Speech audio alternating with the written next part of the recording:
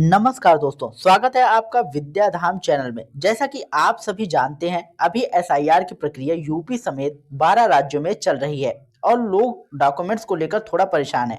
बहुत से लोग ये नहीं समझ पा रहे हैं कि किस उम्र के लोगों को कौन-कौन से डॉक्यूमेंट्स देने हैं। आज हम इसे पूरी तरह साफ और आसान भाषा में बताने वाले हैं कि आपके मन के सारे डर खत्म हो जाएं। सबसे पहले बात करते हैं उन लोगों का जिनका जन्म 1 जुलाई 1987 से पहले हुआ है। ये सबसे आसान केस है।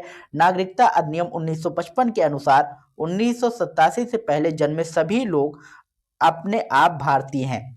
अगर इनके पास वोटर कार्ड है और कोई एक और डॉक्यूमेंट्स है तो नागरिकता साबित हो जाती है। अगर डॉक्यूमेंट्स नहीं है तो 2003 की वोटर सूची में भी दिखाकर नागरिकता साबित की जा सकती है। जिनके पास डॉक्यूमेंट्स है वे जन्म प्रमाण पत्र, आधार कार्ड, निवास प्रमाण पत्र, जाति प्रमाण पत्र, स्कूल के डॉक्यूमेंट्स जैसे 7वीं, 8वीं, 10वीं की सर्टिफिकेट, सरकारी सेवा का रिकॉर्ड, रिटायर्ड लोग, पीपीओ नंबर, इनमें से कोई भी डॉक्यूमेंट्स लगा सकते हैं। इसका मतलब है कि 1987 से पहले जन्मे लोग को कोई टेंशन नहीं लेनी चाहिए।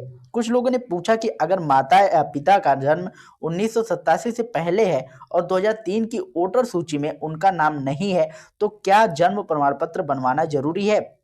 इसका जवाब है नहीं। वे आधार कार्ड, पैन कार्ड, जाति प्रमाण पत्र, निवास प्रमाण पत्र या जमीन के कागज से भी अपनी नागरिकता साबित कर सकते हैं। अगर आपसे माता पिता की प्रमाण मांगे जाए तो यही डॉक्यूमेंट्स दिखाकर आप भी अपने संबंध या नागरिकता दोनों साबित कर सकते हैं। दूसरे राज्य में रहने वाले लोगों को या जिनकी शादी किसी अन्य राज्य में हुई है वे भी इसी तरह आधार, पैन, जाति या निवास प्रमाण पत्र से बिना परेशानी के एसआईआर प्रक्रिया में नाम दर्ज करा सकते हैं। अब बात करते हैं उन लोगों की जिनका जन्म 1 जुलाई 1987 से 3 दिसंबर 2004 के बीच हुआ है। इस श्रेणी में जरूरी है कि जन्म के समय माता या पिता में से कम एक भारतीय होना चाहिए। माता या पिता पढ़े लिखे हैं तो उनके स्कूल के डॉक्यूमेंट्स या 2003 की वोटर सूची दिखा सकते हैं। पिता का वोटर कार्ड भी पर्याप्त है। यदि ये सभी डॉक्यूमेंट्स नहीं है तो आधार कार्ड, पैन कार्ड, जाति प्रमाण पत्र या फिर निवास प्रमाण पत्र भी मान्य होगा। आपको डॉक्यूमेंट्स में जन्म प्रमाण पत्र का होना जरूरी है। अगर आपके पास जन्म प्रमाण पत्र है तो ठीक है, नहीं तो 10वीं की सर्टिफिकेट या मार्कशीट दे सकते हैं। 10वीं भी नहीं पढ़े हैं तो 7वीं या 8वीं की टीसी लगा सकते हैं। पासपोर्ट भी जन्म प्रमाण माना जाएगा। निवास प्रमाण के लिए पासपोर्ट, वोटर आईडी, जमीन के कागज, सरकारी नौकरी का रिकॉर्ड या आधार कार्ड सब मान्य है।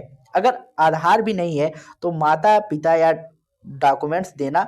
साथ में अंचल कार्यालय से निवास प्रमाण पत्र, जाति प्रमाण पत्र या फिर वंशावली बनवाकर लगा सकते हैं। वंशावली पंचायत या मजिस्ट्रेट से प्रमाणित कराई जा सकती है।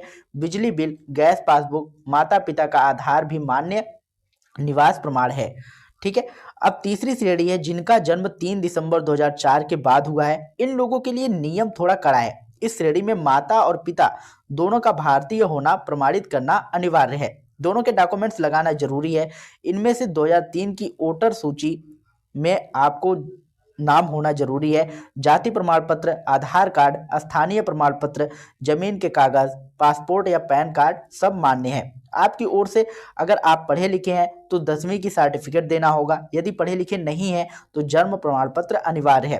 पासपोर्ट है तो वो भी लग सकता है। सुप्रीम कोर्ट ने साफ कहा है कि हर व्यक्ति आधार कार्ड के जरिए भी अपनी नागरिकता साबित कर सकता है, लेकिन माता या पिता में से किसी एक का प्रमाण देना जरूरी है। तो दोस्तों, अगर आपको ये जन्म के अनुसार सही डॉक्यूमेंट समझ ले और लगाएं तो एसआईआर में किसी भी तरह की दिक्कत नहीं आएगी और आपका नाम बिना किसी परेशानी से सम्मिलित हो जाएगा। यदि दोस्तों आप लोगों को ये वीडियो पसंद आया हो तो वीडियो को लाइक करिएगा, शेयर करिएगा और यदि चैनल पर पहली बार आया हो तो चैनल को सब्सक्राइब करके बेल आइकन जरूर दबाइएगा। और अगर आप लोगों को एसआईआर फॉर्म भरने में कोई भी समस्या आ रही हो तो कमेंट बॉक्स में जरूर बताइएगा। हमारी टीम आपकी पूरी मदद करेगी। मिलते हैं नई वीडियो में नई अपडेट के साथ। तब तक के लिए जय हिंद, जय भारत।